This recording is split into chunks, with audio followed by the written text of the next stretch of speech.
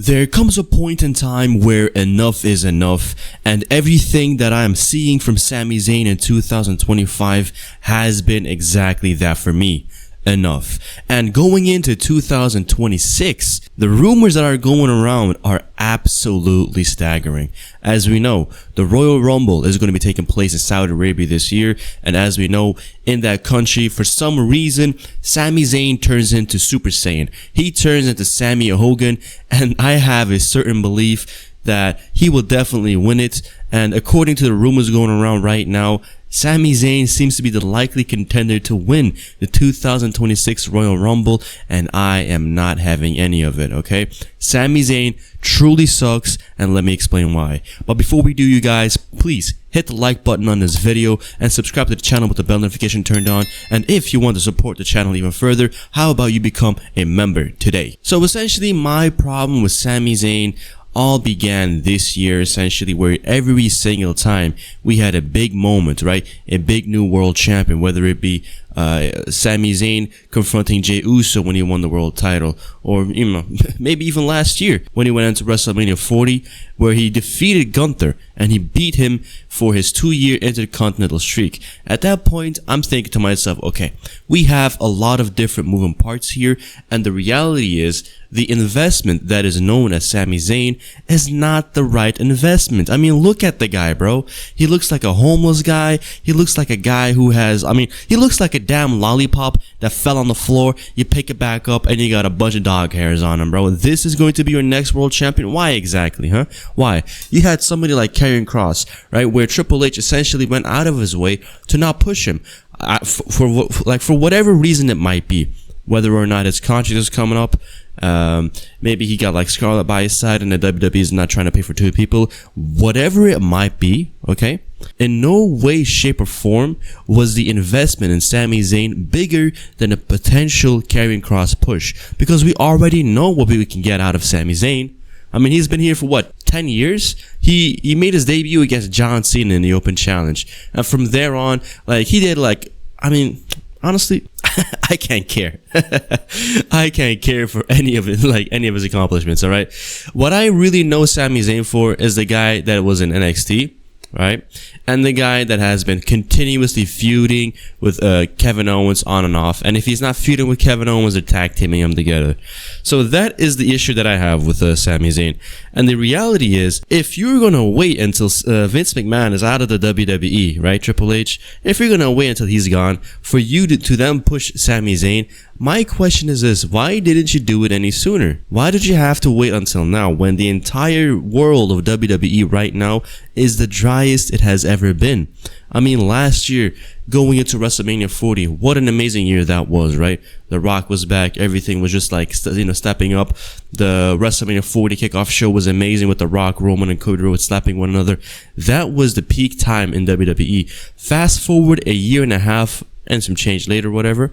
Look at the state that we are in, all right? We have no heels. We have baby faces that just keep on winning and winning and winning, and every single heel is a cowardly heel. And then essentially, when you do have somebody that can actually go in there and maybe perhaps build a name for himself, be a new face on the main roster, you have Sami Zayn go in there against Karrion Kross in Saudi Arabia and give him one helluva kick, 1, 2, 3, and that is all she wrote. And as if that is not bad enough, right? You have Kross and Sami Zayn have a trilogy, and you'd think, okay, if it's a trilogy, finally maybe somebody can get over on Sami Zayn, right? Because this guy, like, he's getting pushed as the underdog for all these years. I mean, for the last year or so.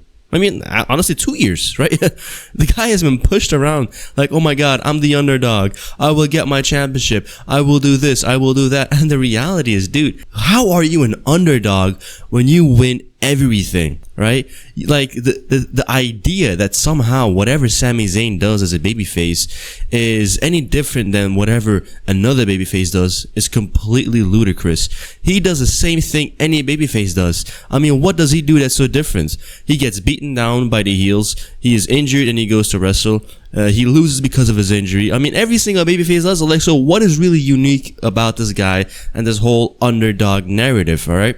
And for him to then go around, get on the mic and say, I will get my world championship shot, the idea of that just makes me sick to my stomach, because I already know if he can get on the mic and announce that, best believe it will happen, right? Nothing happens in the WWE without a green light.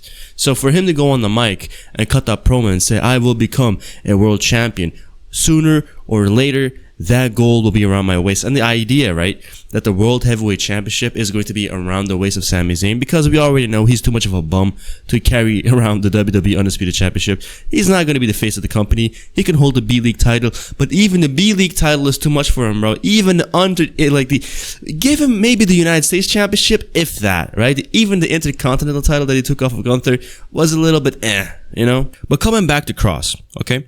To have a trilogy and for him to beat him twice clean at that as well is extremely, extremely disrespectful in my opinion. Plus, add on the fact that Karrion Kross is gone, it makes you wonder why this had to be. I get it, right? Contracts run out, people move on. The company, they don't have to re-sign you. But the fact is, why couldn't they have tried with Karrion Kross? Why? I mean, the guy has everything going for him. He's 6'4". He is, I mean, muscular enough. Of course, he has a little bit like you know, chops to him, but come on, bro.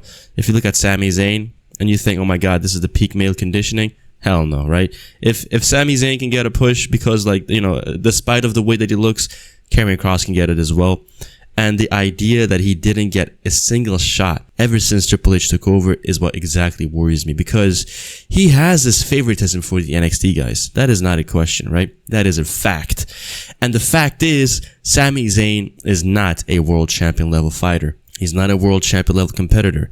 He is nowhere near that title picture. But we also have this position right now in the WWE currently where, despite all the names that we have on the roster seems to be more bleak than ever. And they are trying to push the narrative of, okay, the babyface that has been through it all, that has had so many obstacles up and down, they will inevitably get the title and they will get their shot. It's the same logic with Jey Uso, but at least with Jey Uso, he got over. At least with Jey Uso, he won the Royal Rumble. And the idea that he won the Royal Rumble was such a out of nowhere position because nobody expected it. But right now, going into the 2026 Royal Rumble, I mean, I know it's a pretty far time away, but the idea that there are already rumors going around that he can be winning and that he's the favorite is what truly concerns me, because I don't want to see it. And if you are already having rumors now, just wait for the day to come around and that he actually wins it. That is exactly going to be the time where I'm going to pop off. Because not only that, right? Not only is he not the guy to win it, but it is also the fact that he's going to win it. And by de facto, he's going to go into WrestleMania for night one, or like the B show or the B title. So the second biggest PLE of the year, you're going to have somebody go in there and just have like a minor position is what annoys me. It's the same thing that they did with Jey Uso, right? Oh my God, Jey Uso is going to main event WrestleMania. Oh, sorry, you're going to open up WrestleMania now. Night one at that as well. So that is my issue here. Why do that, right? Why do that? I don't want the Royal Rumble to be a night one event. I don't want the Royal Rumble winner to be a minor guy. There are so many more people that deserve it. I mean, what about Drew McIntyre? What about him, right? We have people like Drew McIntyre here who look the part, speak the part, act the part. He's a company man. He's been putting guys over for the last 2 years. But at this point, enough is enough. It's the same thing with Cody Rhodes, right? With Cody Rhodes, he gets to a position where he has to be on this continuous chase. And once he has a title, it's not that important anymore, right? People forget about it. People move on. And the thing about Sami Zayn is nobody cares about his chase. Nobody cares about Sami Zayn finishing his story. I mean, I don't for sure. So for us to go in there and get gaslit into thinking that, oh my God, Sami Zayn has been going through it. Well, I mean, what have you been really going through, bro? What have you really been going through? You wrestle against Karrion Kross. You beat him with one haluva kick in front of your own home country. And then you have a rematch with him on Monday Night Raw, and you have to get, I mean, not only were you injured and your entire stomach was wrapped up, so you were already, compromised. And the week before that, or the match after that, you went into a match against Bron Breakker and you lost clean because you were injured, quote unquote. Or so like even like putting somebody over like Bron Breakker, you have to do like because you were injured. So you go in there against Karrion Kross on Raw, you lose because you got hit with a pipe, and then you have your inevitable rematch at SummerSlam, and you just beat him again. Why? What was the payoff? What was exactly the reason for you to go in there? And I essentially don't have an issue with Sami Zayn, the individual. I have a problem with Sami Zayn, the character, right? The in kayfabe character of Sami Zayn is what bothers me. Because what do you mean? What do you mean at SummerSlam you're going to go over on a guy who essentially had his first SummerSlam match? I mean, like before the match began, right? You can look in the face of Karrion Kross, and bro, this guy looks sad. He literally had a sad face because he knew what was going to happen. He knew that he was going to get the job out. And for what exactly, right? For the guy that is a multiple time tag team champion, for a guy that is a multiple time NXT champion, for a guy that has held the Intercontinental Championship, for a guy that, I mean, has he held the US title? Come on. This guy cannot say that he hasn't done anything. I mean, he has so many more championships than Karrion Kross or any other contender for that, right? We have to have the entire roster wait and sit around for Sami Zayn, who's 40 years old, damn near 40 years old, if not already 40 years old. You know, go in there on his little, oh, this is my story, I'm going to finish my story, I'm going to become a world champion arc, when you have an entire roster waiting to get pushed. I mean, that is my issue here. When you have an entire roster filled with, I mean, Montez Ford, Carmelo Hayes, Karrion Kross, you know, Chad Gable is even in there in the mix. Like, Ludwig Kaiser is like essentially written off TV, and he's just relegated to a stupid gimmick with El Grande Americana. That is not even his. He didn't even make El Grande Americana famous. That is Chad Gable's. So not only is the limit, like the pool that we have in the WWE roster so limited in new talent that we can push into the main event scene that is actually new and fresh, we have to waste our time with proven mid-carders like Sami Zayn. For what? Like, he's gonna go in there and do what exactly? He's gonna get attacked by the Vision. Big back Boston Creed, I will hit Sami Zayn with a tsunami. Like how many tsunamis is Sami Zayn gonna get hit with? How many more curb stomps? How many more spears by Bron Breakker? Because that's already what they're setting up, right? He lost to Bron Breakker because they can have another feud down the line, and that'll lead up into the Vision versus Sami Zayn. Maybe he can get backed up by Kevin Owens in that time. You know what I mean? So that is the entire issue that I have right now. There is no place for Sami Zayn, in my opinion, in the main card. There's no, I mean, like, when I say main card, I mean the main event scene. There's no place for that. And the idea that we will get it is actually sickening to my stomach. Because at this point, this is bigger than Sami Zayn. At this point, this is bigger than Triple H. This is bigger than the World Heavyweight Championship. This is bigger than the WWE. This is about continuity in the main plotline. The main plotline in the WWE is still Cody Rhodes getting the title off of Roman Reigns, Cody Rhodes overcoming the bloodline and The Rock. The main plotline is still The Rock having to come back and explain everything that happened, and, you know, essentially go into Monday Night Raw or SmackDown and go after Cody Rhodes and say, this is where our story ends. Because he said, our story has just begun, right? After the Raw Mania 40. That is what he said to Cody. That is still the main plot line. And the fact is, because we already know Sami Zayn is not going to go after the main title, everything that he does is meaningless. So what, he can go in there and get the World Heavyweight Championship? I mean, look at Gunther, right?